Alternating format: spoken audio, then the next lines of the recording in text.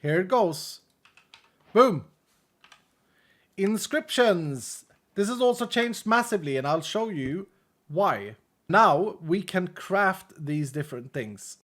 I personally would love to craft I don't think we can afford any of these actually at this moment in time, because they are quite expensive, and that's a good thing, because this is a very powerful thing. But let me cheat in, just for reference here, let me cheat in this. 32 bounty pearls. I probably have that anyway. I'm not going to use this though. And 2 echo gems. There we go. Let's craft up a dragon inscription. Every time you craft an inscription or a catalyst in this table, they have size 10. Okay, and so now we're level 30. Let's get a new crystal going here. It has 30 capacity. Might be 31 on release, we'll see. We put this in here. We can also add some catalysts if I had the resources to do so. I could add like a wealthy here. And then we combine it. No more architect seal garbage. No more of that junk. That's it. And oh, I'm so excited to show you guys the outcome of this. Some of you will have seen some of it as we played through. Yeah, here we go. I missed showing you guys this. So because we've added an inscription, we get a little map here, and we got a lucky one. It's quite close to spawn. So this shows you where you are, and then you got to go one room and then one room that way. And there you will find your dragon room. Isn't that clean?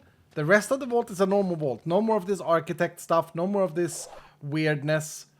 And if you add more rooms, you know, they will all map out there. This is one of my favorite themes, by the way. So the dragon room should be right over here, and it looks like it is. That's absolutely great. And I mean, I have a big shout out to Twitch chat, because you guys were the ones to come up with it. There it is.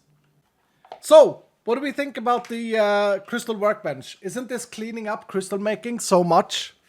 Crystal workbench together with the infusion table and the inscription table now having a proper quest line. Here's how it works. I'm gonna have to cheat in some stuff here. Let's get some catalyst fragments. I'm gonna throw all of this away, so don't worry. Let's cheat in a stack of these. Let's take out mine and a stack of dreamstone and a stack of Benny. Let's get ourselves a crystal. Here is a cool feature with this system. So now let's say that we want to make a mega crystal.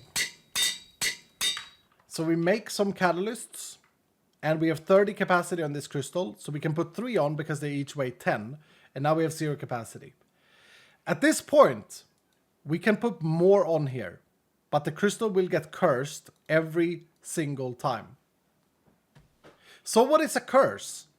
Well, in the past, it was something like mining speed fatigue, explosive, chaotic, all of these things. Some of those still exist, but for every curse you add, the vault starts decaying. Okay? This vault is cursed. There are random explosions, wild mob appears, and the vault seems to not populate correctly. That's the correct thing. So we have 2 curses. We have explosive, and we have collapsing. And as you can see, the vault becomes unstable or unfinished. The things that we had in architect vaults before. There are wild mobs. That's part of a curse now. This is the collapsing thing. We get bedrock randomly. That's explosive right there.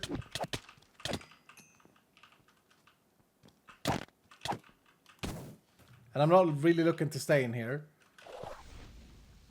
But I just want to show you.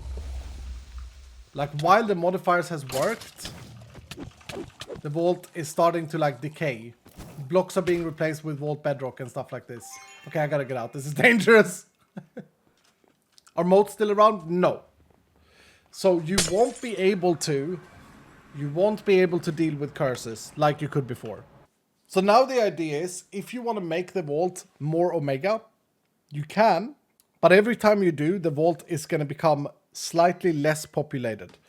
Which means that there's a breakpoint that I'm sure the community is going to find, where, oh, it's too many chests got replaced with bedrock for me to not make it worth it. Does the vault decay over time or by room? No, it decays on spawn. So every curse adds decay to the vault. And what is decay? Well, decay is replacing certain blocks for bedrock, including chests. Okay? So let's say that you add 20 gilded stacks to a vault.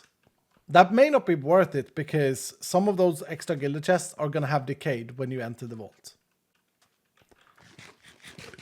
This gives it sort of like a soft cap where it's just not worth it. And I think these mega vault runs are going to disappear with this. I think it's going to be a lot less of them at least. Because the RNG is gone. But I think that's a good thing, because I think there's a lot of power creep elsewhere with these new catalyst system and the new inscriptions. So this is a big change. Unfortunately, I don't think I can be able to demo this, but here we go. There were some items that you attached to a crystal in update 13, which exhausted the crystal and also required the crystal to be empty.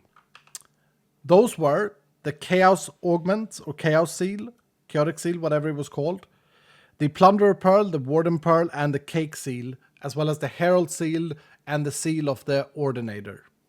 They required an empty crystal, and it was really hard to convey that to a new player. So, we have changed this up completely. We have changed it into being Vault Rocks. You now have your Chaotic Vault Rock, you have your Plunderer's Vault Rock, you have your Warden's Vault Rock, both of which are quests. You have your Glazed Vault Rock, you have your Architect Vault Rock, you have your Paradox Vault Rock, and you have your Herald Vault Rock. These you find inside the vault, in treasure chests, or in the shops. The Plunderer Vault Rock you can craft. There's the recipe. The Warden's Vault Rock you can craft. There's the recipe for that. The Cake one, again, you find inside vendors. The Architect Vault Rock you craft. And the Paradox Vault Rock, you turn the Architect Vault Rock into a Paradox Crystal. Black Market as well. Yeah, Black Market as well. There it is. This, I think, makes everything a little bit more streamlined. I think it's a little bit cleaner. Same, by the way, with the Challenger Rock. This is the new Challenger Rock. This is the old Soul Flame. Same with those of you who like to play Ascension with a Soul Flame. Now, instead, you have everything on your rock, and then you put the rock in and you craft your crystal. I think this system makes it so much easier to understand Vault Hunters and how crystals work. So this is a crystal that you can modify. The others are crystals that come pre-prepared. And I've done 2 quests here. So I've done a Vault Rock that explains what I just said. And the rewards are not correct yet. I've done the Wardens. You craft the Wardens one. These are all optional quests, and same with the Plunderers. And that's the quest that I've done. I hope that those quests are going to be good enough. One more change I want to show you guys is in regards of, and I haven't done the quests yet for this.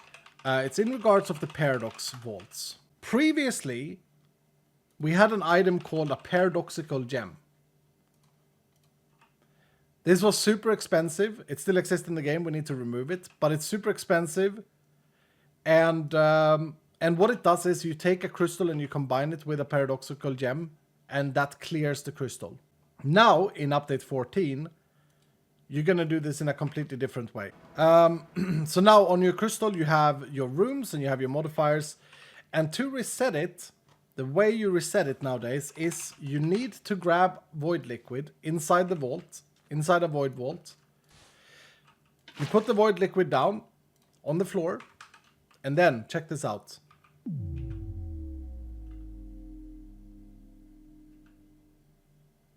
Boom. Cleared. That's so clean. Come on now. That is so damn clean. So we have basically removed the cost other than you have to collect some Void Liquid. You can, in that process, you can pick up the crystal and regret it. You can regret it. You don't need to let it devour.